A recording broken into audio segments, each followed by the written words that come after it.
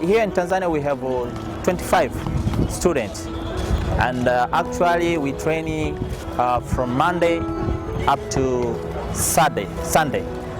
And our time we start at 5 p.m. up to 8 p.m. The purpose of this training for health. You know, for health, when you're training Kung Fu, you can make your body to be fit.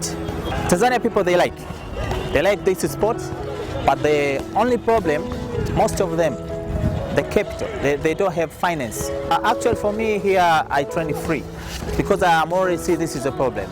So I make it free for them in order to see many people that can join and the training wushu.